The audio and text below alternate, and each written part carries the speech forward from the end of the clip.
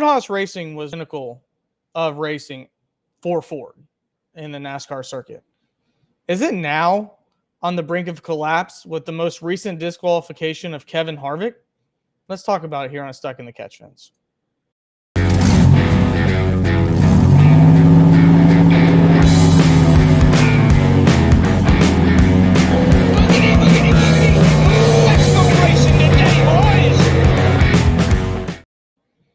What's going on, everyone? My name is Ryan Peters. Thank you for tuning in to Stuck in the Catch Fence. Figured we do a little, let's talk about it, because things have been going on the NASCAR scene, especially on the side of one particular team, Stewart-Haas Racing, that, well, to me, kind of emulates something that happened in the not so distant past. So I want to talk to you guys about it. Did not do a post-race show. Was at Talladega. Figured you guys probably already seen it. It was a good race. I really, really enjoyed it. And again, another great time being at the Speedway, especially with some NASCAR-loving group of guys that I went with as well. And in the future of the show, might have one of them on, and you can tell me what you guys think. But I want to sit here and talk to you today about Stewart-Haas Racing.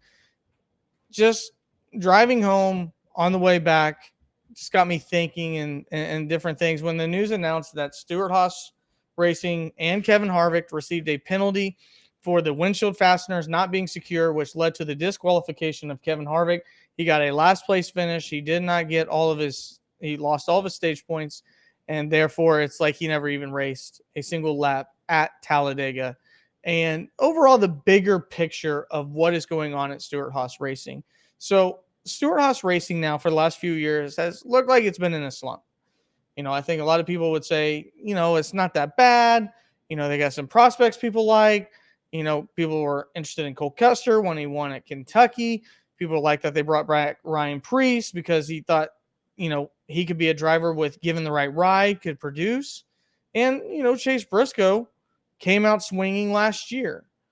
Well, now that we've had a few months to see what is Stewart-Haas Racing, I mean, it really is starting to emulate something that I think is a very, very bad recipe of what has happened in previous years to another Ford, what I would call empire, the pinnacle of its sport at the time. The most recent news of the disqualification of Kevin Harvick is just another head-scratching opportunity in another head-scratching news article that makes you go, what the hell is going on? Earlier this year, Chase Briscoe received the largest fine in NASCAR history by having a counterfeit part. That fine and that penalty were not ever talked about by Stewart-Haas as an accident. They said that it happened.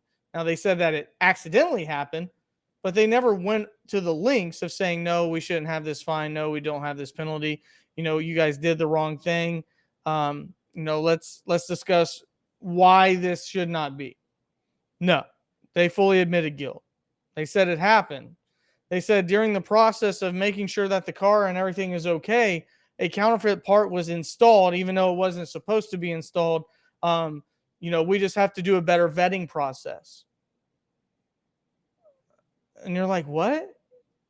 One of the premier organizations in the sport, a championship organization, is not have the proper vetting process that leads to the biggest financial and point fine in the history of the sport?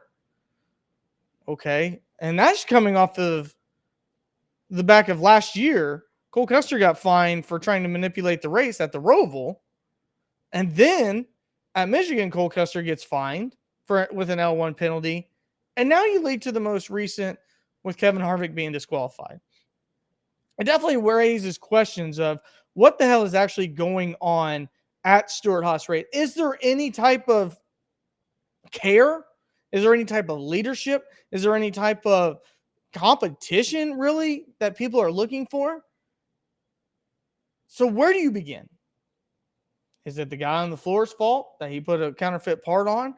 Is it the race team in general telling other people, trying to manipulate to get Chase Briscoe to the next round? Is it Rodney Childers' fault, who said that he tried to fasten the windshield fasteners? Or does it go much higher than that? And I think that's where we begin. First, you look at the guy that's at the beginning of Stewart-Haas racing and Tony Stewart. Tony Stewart right now, well, what's he been doing? Well, Tony Stewart in the last couple of years has decided he wants his own racing league. So he started Superstar Racing Experience. No big deal. Using people from NASCAR, bringing them over. But at the same time, that takes time. That takes energy. That takes effort. Okay, no big deal. He wants to have something different that continues racing at its forefront, but pays more homage back to its, grassroots. I'm completely content with that. That's fine. I actually think it helps it grow the sport. Does it help grow Stewart-Haas racing? Well, that's something you could argue about. Maybe it doesn't. That time probably should be spent more at the garage than it should be, say, on the road at Stafford. But nonetheless, Tony Stewart's a guy that, has done things that are successful. Then Tony announces that he's going to race in NHRA. Okay, so he's married now. His wife races. Okay, so now his weekends are more consumed by something he's never done before in racing in NHRA. Okay, so when is Tony Stewart actually at the track is now a better question. Well, that's when he's up in the booth. Decides to do a few races this year, joins the booth. Okay, so he's not really on the ground. I guess you could say he's there, but they only do half the races. So I'm sure Stewart's at the track once Fox is done, right? Right? I haven't seen him. I haven't seen any pictures of Tony Stewart at the race. It's not like they wouldn't show a shot at Tony Stewart. He is still a very popular driver and somebody that's well respected in NASCAR. But he hasn't been there. So then you move over to Gene Haas. Well, okay, so maybe Tony Stewart is letting Gene Haas run things. So what other things is Gene Haas doing? Well, he's got a Formula One team. That was looking for sponsorship not that long ago, but they got sponsorship now, and they got a couple older drivers, and I'm sure that he has been in Formula One enough to build consistent success, right? No, Haas is still one of the worst, if not top in the top 3 of worst organizations and competition wise in Formula One. So Gene Haas by himself isn't building a winner in his other motorsport. Tony Stewart, who knows how to build winners, isn't at the track and doesn't seem like he's vested into this team anymore. Then who is?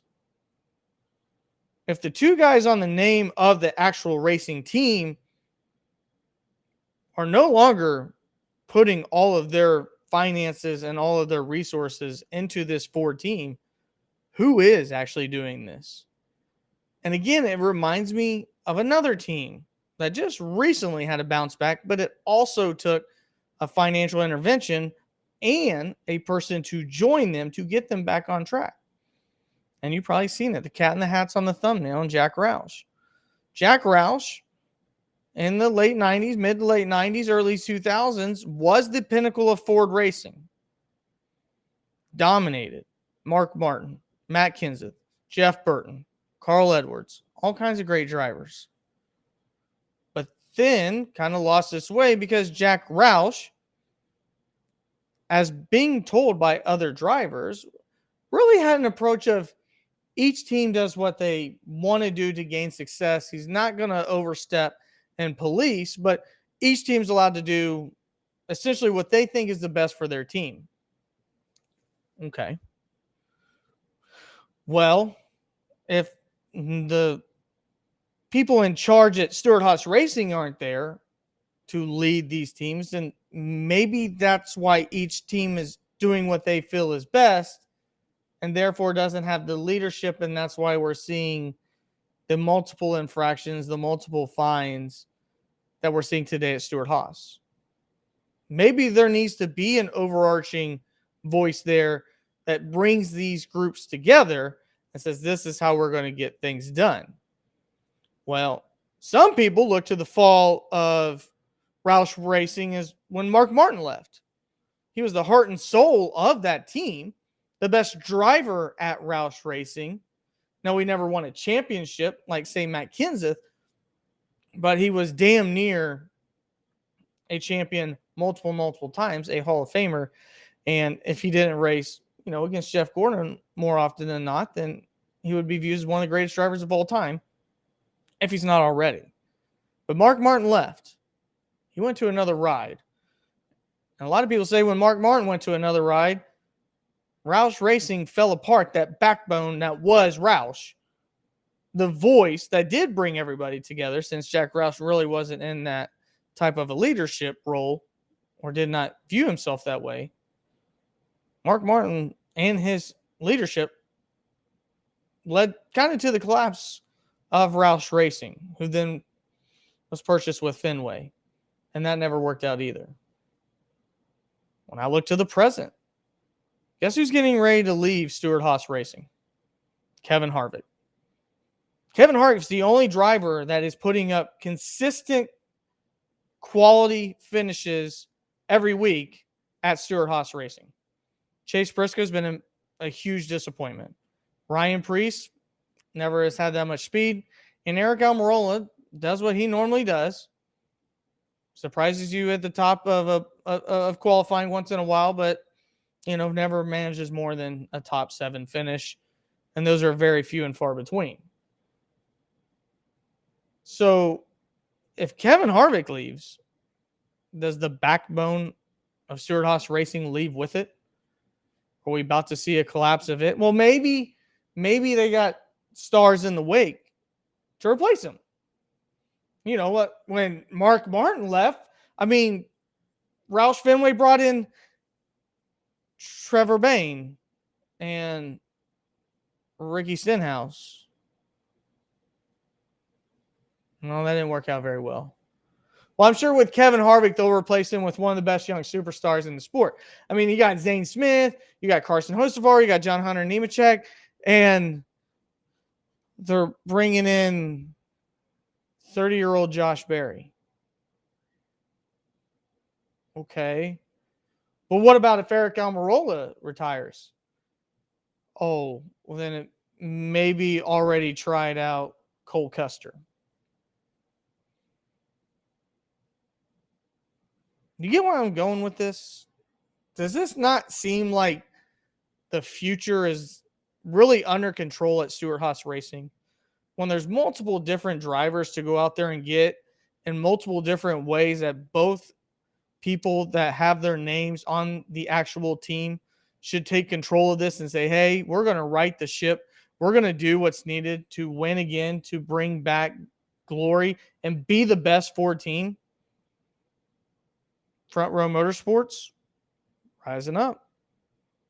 Penske just won this past week. Ryan Blaney's been good in this second round. A round that, Stewart-Haas doesn't have a single vehicle in. The window fasteners fell out.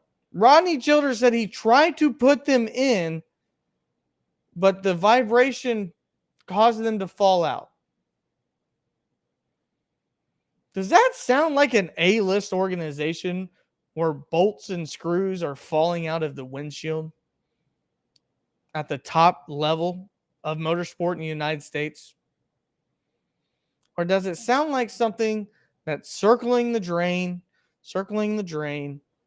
and it's getting ready to come up dry? To me, it sounds like the latter. The good thing for Roush, though, is somebody like Brad Keselowski came in and turned that team around immediately. Yes, they faced a fine themselves. NASCAR changed its rule book, changed what things you could do, so you kind of give some leniency because we haven't seen any issues since then. On the other hand, Stewart-Haas keeps finding themselves in more and more messes. It sounds like somebody needs to come in from a leadership standpoint and turn this team around. Who that is, your guess is as good as mine. Maybe it's even Dale Jr. I don't know. Somebody has to. Or there won't be a Stewart-Haas Motorsports anymore because more than likely it's going to fall apart. And we could see this team going from 4 cars to 3 to 2. There's just not a lot of hype.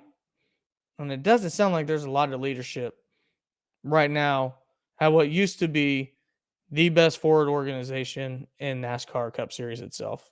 So let me know your thoughts. Let me know what you think about it. Do you agree with me? Do you disagree? I know there's some of you out there, John, that will have a strong take on this, and you may see things from a more optimistic standpoint than myself. So feel free to talk about it in the comments below.